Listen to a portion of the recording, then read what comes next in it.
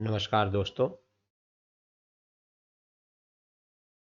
Today I am going to discuss array.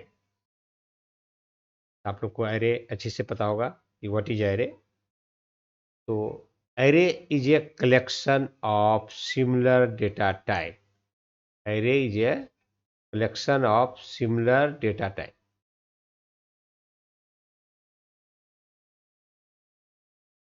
Array is a keyword array is a collection of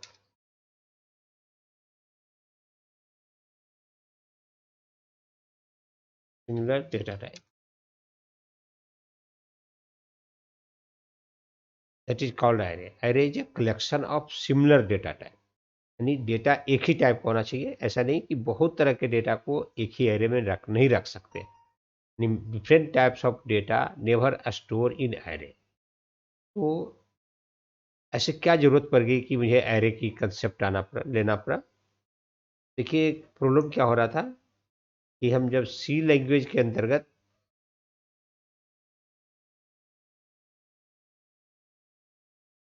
C language में हम जब simply लिखते थे I N T integer a equal to 10। तो ये क्या है, ए अपने अंदर 10 रख सकता था। लेकिन यदि हम लिखने के बाद हम कहें कि इंटीजर ए इक्वल टू 23, तो ए इक्वल टू 10 भी और 23 दोनों नंबर को नहीं रखता। ए अपने अंदर या तो लास्ट में हम 23 रख दे रहे हैं तो ये 23 को रखेगा, 10 को लैप्स कर देगा। This is the problem. यानी सिंपल वन वेरिएबल के अंतर्गत at a time one value store करता है, एक ही डेटा को स्टोर करेगा, एक से ज़्यादा डेटा स्टोर नहीं करेगा। This is the problem.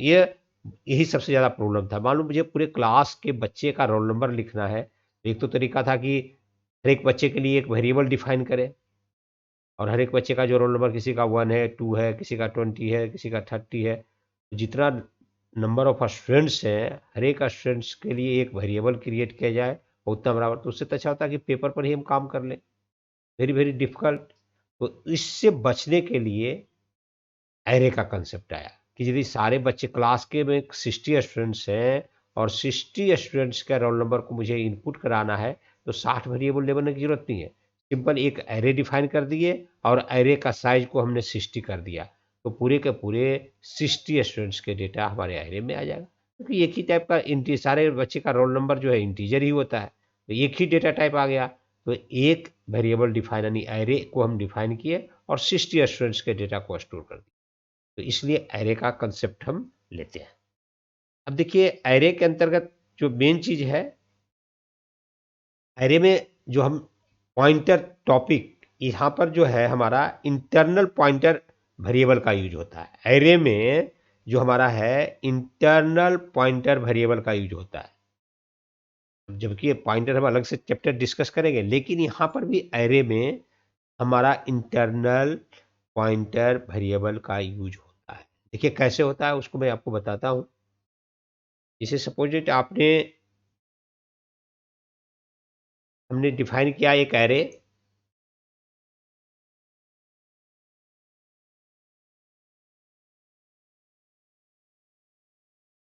I N T data type हो गया। ए एक एरे है जिसका सिंबल जो है, और हमने यहाँ पर रख दिया 5 या 10 जो भी रखना है। तो ए एक एरे है जिसका डेटा टाइप इंटीजर है और वो अपने अंदर 5 डेटा को स्टोर करेगा। ठीक है, ए अपने अंदर 5 डेटा को स्टोर करेगा। तो ये देखिए इसके अंतर्गत अब होगा क्या कि एरे 5 डेटा रखता है, तो ये जब भी इसका इंडेक्सिंग करते हैं, हमारा क्या करते हैं हम इंडेक्सिंग कर देंगे, और ये जब भी स्टार्ट होगा ये 0 से स्टार्ट होगा। तो देखिए अब आपको हम एक बॉक्स बना रहे हैं,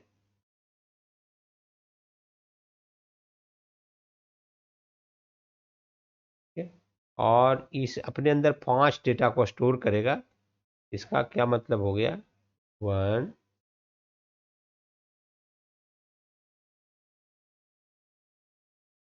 2 3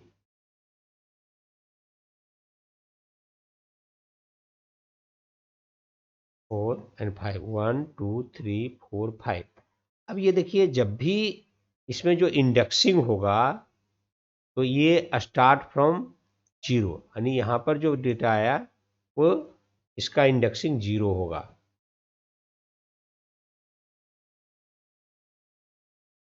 इसका इंडेक्सिंग आपका 1 होगा।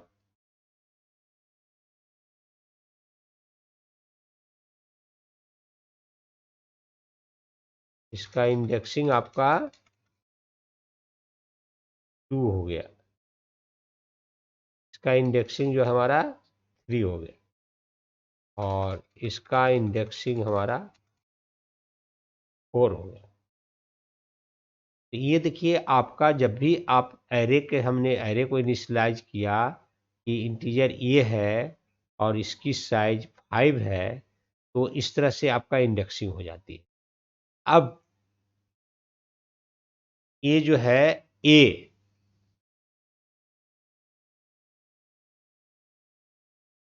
ये एक एरे है, ठीक है। अब इसकी जो होगा,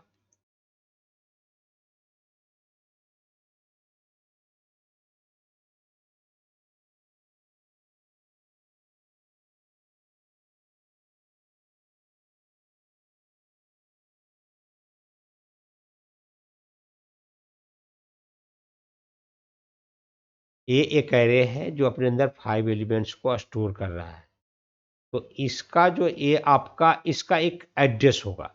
इस जीरो लोकेशन का जो एड्रेस होगा वही ए का एड्रेस होगा, वही एक एड्रेस होगा। तो इसको हम बाय डिफ़ॉल्ट मान लेंगे। इसको बाय डिफ़ॉल्ट जो भी एक एड्रेस रिप्रेजेंट करते हैं, सपोज डेट हमने इसका लिख दिया एड्रेस जो है 8086 लिख दिया।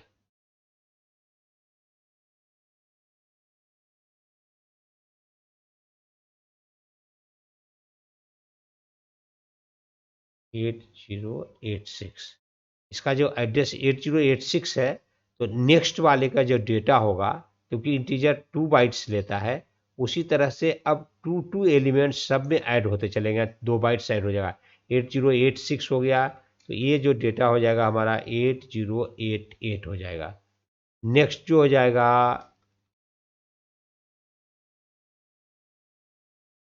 8090, नेक्स्ट जो हो जाएगा 8092, और नेक्स्ट हो जाएगा, यानी 2 बाइट सब में लेते चला जाएगा ये 8094।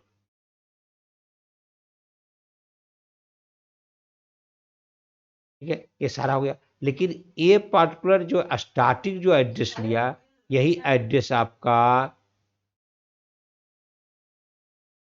यही एड्रेस आपका ए का होगा, 8086। ये 8086 को ही हम इंटरनल पॉइंटर वेरिएबल बोल सकते हैं। इसी को जो है हम इंटरनल पॉइंटर वेरिएबल बोलते हैं।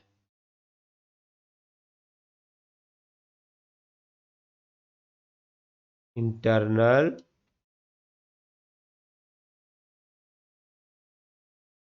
पॉइंटर वेरिएबल, इसी को हम क्या बोलते हैं, इंटरनल पॉइंटर वेरिएबल। तो ये देखिए, आपको हमने एरे के अंतर्गत जो एलिमेंट्स है, उसी तरह से आपका अब ये जो भी इनपुट करेंगे 5 नंबर, वो 5 नंबर आप इनपुट कर सकते हैं, इसमें कोई दिक्कत नहीं है। ठीक है, तो अब इसमें भी जो डिक्लेरेशन 2 तरह का होता है, एक लोकल डिक्लेरेशन होता है और एक ग्लोबल डिक्लेरेशन होता है। लोकल डिक्लेरेशन जो होगा इनसाइड द मेन ब्लॉक होगा, ग्लोबल आउटसाइड द ब्लॉक होगा। 2 तरह का यहाँ पर डिक्लेरेशन होता है आपका। तो लोकल डिक्लेरेशन और ग्लोबल डिक्लेरेशन को हम बताते हैं कि आपका क्या होता है। देखिए, आपका लोकल डिक्लेरेशन जो हम बताते हैं कि लोकल डिक्लेरेशन के अंतर्गत हम क्या करेंगे,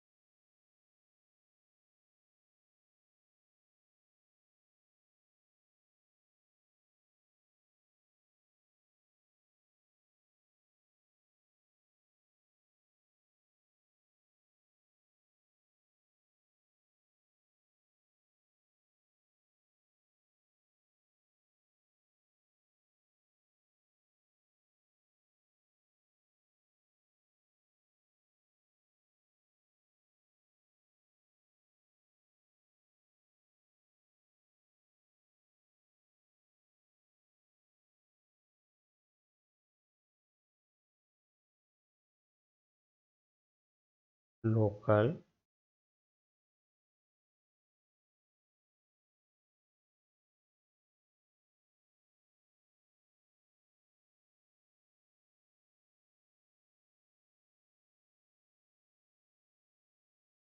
लोकल डिक्लेरेशन, ठीक है, लोकल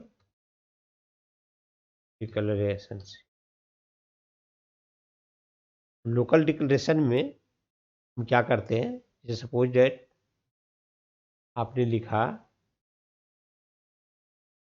इंटीजर ए, एक एरे है जिसकी वैल्यू हमने दिया 5, ठीक है। इतना का आप इक्वल टू यदि आपने नंबर इनिशलाइज करना चाहते हैं, इसमें यदि हमारा कोई डेटा है तो आप इस तरह से भी डायरेक्ट इनिशलाइज कर सकते हैं, नंबर 1 2 3,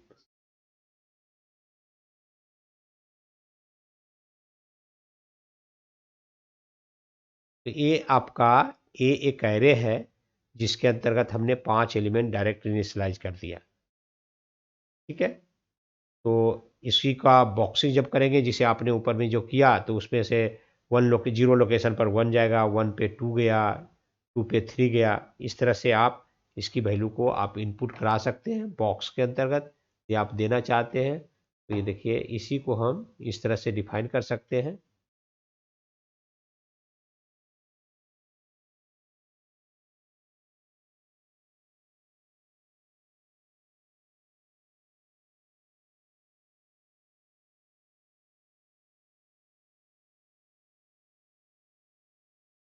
ये 5 हो गया।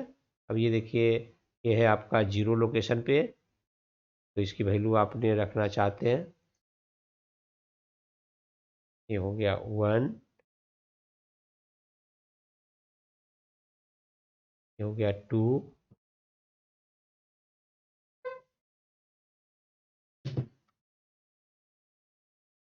ये हो गया 3,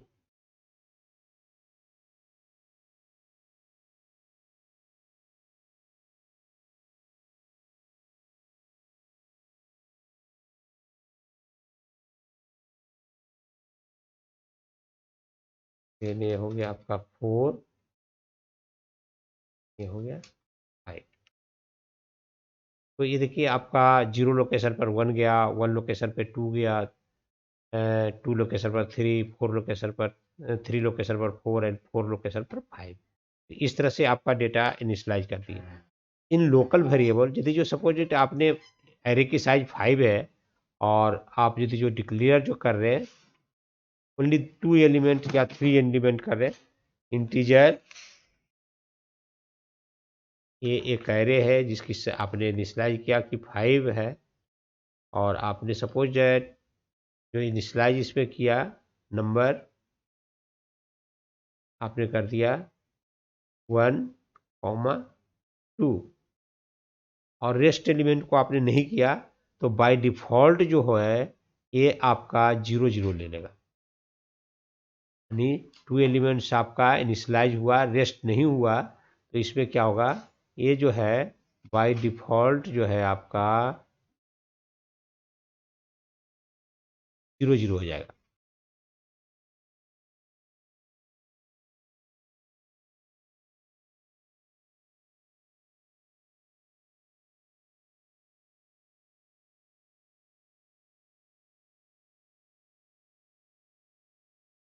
1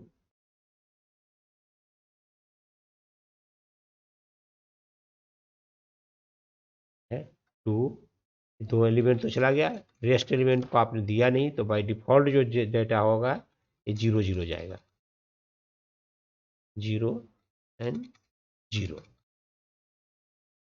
तो इस तरह से ये है आपका लोकल डिक्लेरेशन। इसी तरह से ग्लोबल डिक्लेरेशन जो होगा, तो outside the function of a program, ठीक है, we can array declaring global also, ठीक है। तो ये हम एरे को भी, तो उसके अंतर्गत यदि जो आपने एरे डिफाइन किया, जिसे आपने लिखा इंटीजर A5, और कोई भी डेटा नहीं डिफाइन किया ग्लोबल में, यानी 1 2 भी नहीं किया, तो सारे एलिमेंट्स आपका 0 0 0 हो जाएगा, यानी पांचों ब्लॉक में आपका 0 0 0 इनिशलाइज होगा। इसको हम कहते हैं ग्लोबल डिक्लेरेशन। ठीक है। अब देखते हैं एक प्रोग्राम के through how to insert the data in array, यानी आप अपने प्रोग्राम्स में इस एरे के अंतर्गत डेटा को कैसे इंसर्ट करेंगे और how to display the data. दो चीज़ को हम आज डिस्कस करेंगे। तो अब सी प्रोग्राम के अंतर्गत टर्बो सी में ही इस काम को करते हैं।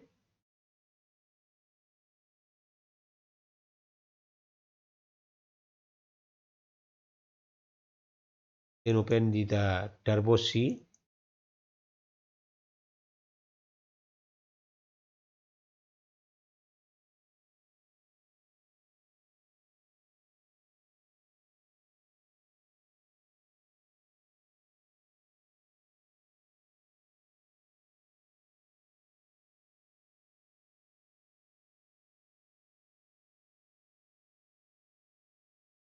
तो in turbo C how to insert the array,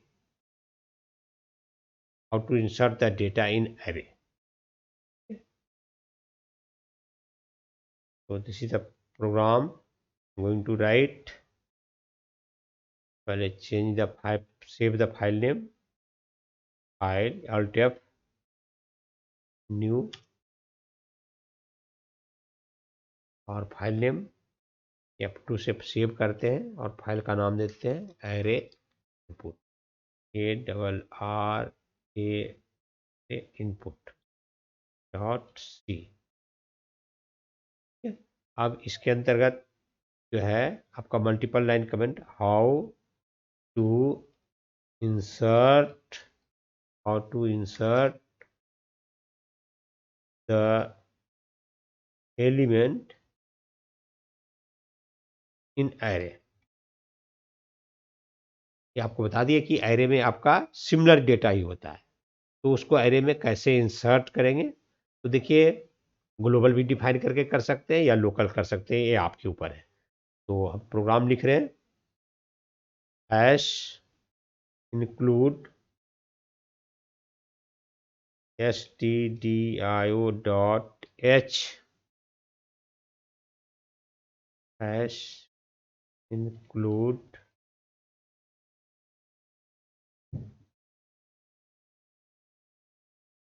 h void main begin sign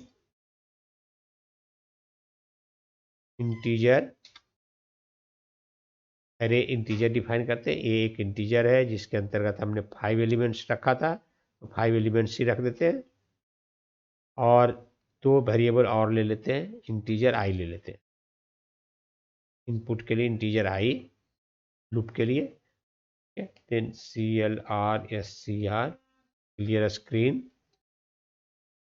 तो this line I am going to write insert the element in array, AINSC insert the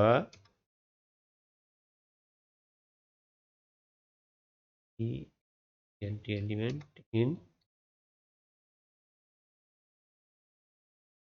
क्या तो फॉर लगा दिया, फॉर आई इक्वल टू, आप 5 element को input करना है तो 0 से भी कर सकते हैं या 1 से कर सकते हैं, ये आपके डिपेंड कर सकता है। तो 0 से करते हैं तो 4 टाइम लूप चलाएंगे और 1 से करेंगे तो 5 टाइम चलाएंगे। तो चलिए 0 से मैंने वहाँ पर शुरू किया था, I equal to 0 and I less than and equal to 4, then semicolon, parenthesis close, begin sign, printf enter the element in array। ये यदि जो आपने नहीं लिखा, सपोज इट आपने नहीं लिखते, हम जिसे आपको कहे कि लिखो, तो क्या लिखोगे, अपना नाम लिखोगे कि रोल नंबर लिखो, क्या लिखोगे, दिस वेरी बिग प्रॉब्लम। लेकिन ये मैसेज दे दिया कि अपना अपना नाम लिखो, तो सब बच्चे ने क्या करेगा, अपना नाम लिखेगा। तो इसीलिए ये मैसेज है कि हम लूप के अंदर दे रहे हैं तो हर एक बार आएगा, यदि किसी को लूप के बाहर कर देते हैं तो only 1 time comes the message, यानी फॉर के पहले लिखते तो एक ही बार ये मैसेज आता। अब ये फॉर के इनसाइड लिखा गया तो हर एक बार ये पूछेगा आपसे, ठीक है। अब printf then after scanf, scan up, read the data. अब ये स्कैन अप हो गया, इंटीजर है तो %d लगाएंगे, कॉमा %, ए एरे है और लूप के थ्रू इनपुट कर रहे हैं तो आई कर दिया, और ये आपका ये लूप चलेगा, ठीक है। और ये कितने बार चलेगा, तो आई की वैल्यू को मुझे इंक्रीमेंट करना है, तो आई इक्वल टू i+1, आई को i+1 से इंक्रीमेंट कर दिया, दे ब्रैकेट क्लोज कर दी। तो इससे क्या होगा, आपका डेटा आपके प्रोग्राम्स एरे के अंतर्गत एलिमेंट इंसर्ट हो जाएगा, ये पहले वाले लूप से। और ये लूप 4 टाइम चलेगा। मैं दोनों प्रोग्राम एक साथ लिखने के बाद आपको क्लियर आउटपुट को डिस्प्ले करता हूँ, ठीक है। देन इसी प्रोग्राम को मुझे डिस्प्ले करना है ना। ये जो डेटा आपने इनपुट किया एरे में वो गया सही से या नहीं, इसको चेक करना है। तो this line use for output purpose, out purpose. इस कोड जो नीचे कोड लिख रहे हैं वो आउटपुट पर्पस के लिए लिख रहे हैं। अब देखिए, चाहे तो आप वहीं से कॉपी भी कर सकते हैं, मैं लिख देता हूँ, ठीक है। कॉपी करके भी कर सकते हो। For i equal to 0 and i less than and equal to 4, clear. और ये भी बिगिन साइन हो गया। ये आपको मुझे आउटपुट करना है, सिंपली printf %d के %d कॉमा a i। तो ये क्या किया, 0 लोकेशन पर जो डेटा होगा आउटपुट के लिए एक लाइन और बढ़ा दीजिए। डेटा हर एक मैंने ये एक ही रो में चाहिए तो नेक्स्ट लाइन लेने की जरूरत नहीं है। और यदि जो हर एक अलग अलग में चाहिए नेक्स्ट लाइन में, तो आप नेक्स्ट लाइन को डाल दीजिए तो ज़्यादा अच्छा। ये आपके ऊपर है, जो लिखना चाहते हैं लिख सकते हैं। मैंने नेक्स्ट लाइन में करा दिया और यहाँ पे कर दिया i इक्वल टू i+1 और ये पैरेंथेसिस क्लोज कर दिया। तो देखिए ये लूप है आपका, क्लियर, कंसेप्ट क्लियर रहेगा। ये थोड़ा सा हम तो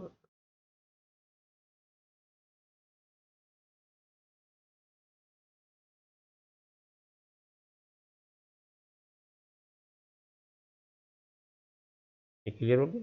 अब ये जो है आउटपुट पर्पस के लिए है।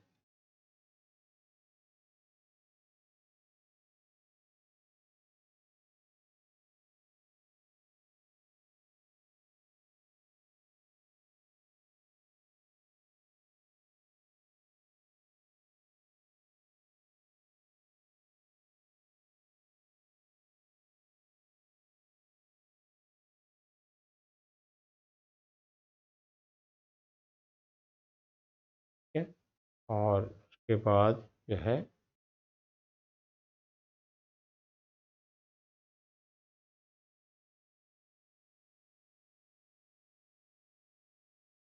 ch कर दिया और ये क्लोज कर दिया। तो ये आपका कंप्लीट प्रोग्राम हो गया। अब ये हम आपको रन करके देखते हैं, है ना। रन करके आपको देखते हैं, आउटपुट करते हैं आई की वैल्यू आई और प्रिंट, ठीक है। देखिए पहला जो चला एरे में 5 एलिमेंट्स है, आई को इनिशलाइज किया I equal to 0। I equal to 0 पे प्रोग्राम जब चलेगा तो लिखा हुआ आएगा enter the element in array, ठीक है। तो आई की वैल्यू जब 0 है, आई की वैल्यू 0 है तो एक मैसेज मिला inter the element in array. तो आपने एक इनपुट नंबर करेंगे, सपोज डेट आपने इनपुट नंबर कर दिया 4। फिर आई की वैल्यू 1 हो गई, आई की वैल्यू 1 हो गई। फिर गया लूप में, कंडीशन चेक किया, कंडीशन ट्रू मिला, फिर मैसेज आएगा enter the element in array.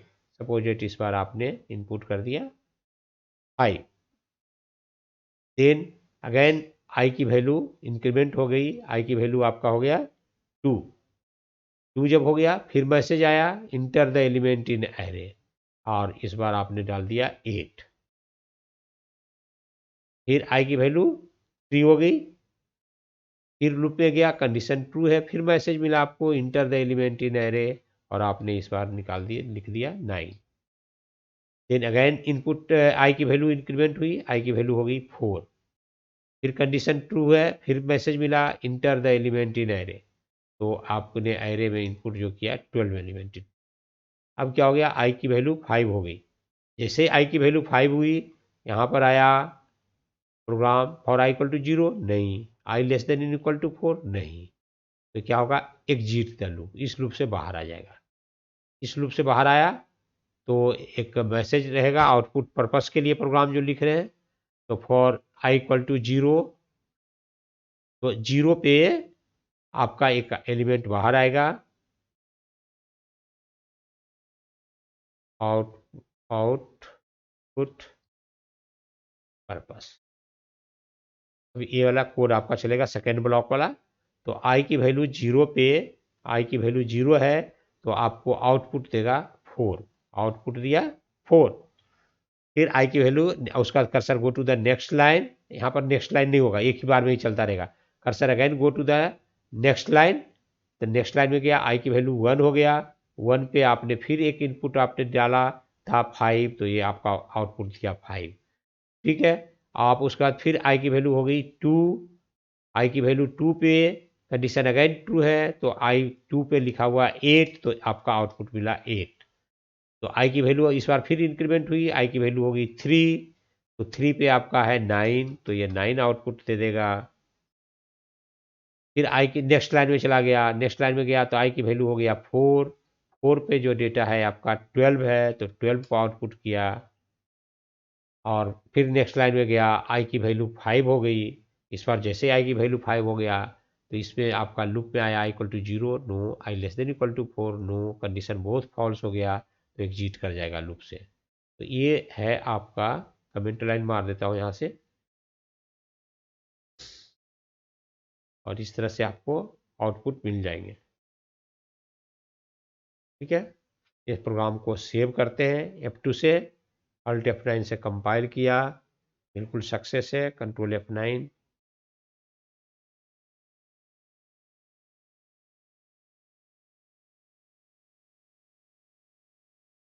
Alt F9,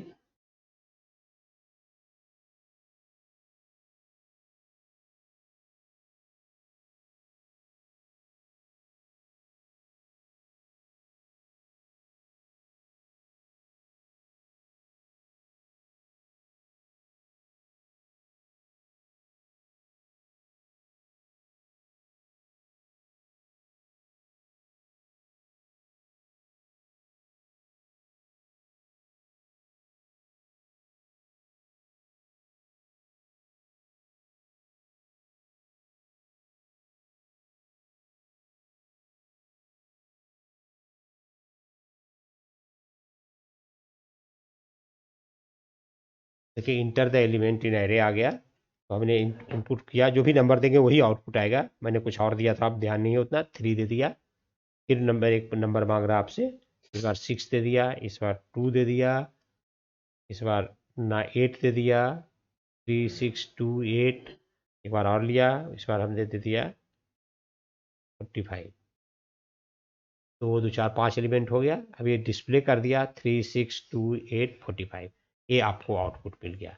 this is the programme, ये आपका प्रोग्राम है, और ये आपको आउटपुट हो गया। आप लोग को क्लियर हो गया होगा कंसेप्ट, तो ये क्लियर है, और आपको पूरी कंसेप्ट क्लियर होता है तो हमारे चैनल को सब्सक्राइब जरूर करें।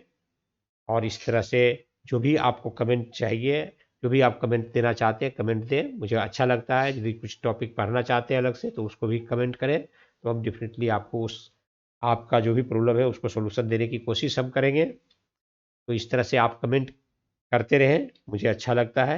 यदि जो वीडियो ख़राब होता है तो आप बिल्कुल कमेंट करें कि सही नहीं है, तो वो भी यह हमारे लिए फीडबैक रहेगा और वो बेस्ट होगा हमारे लिए।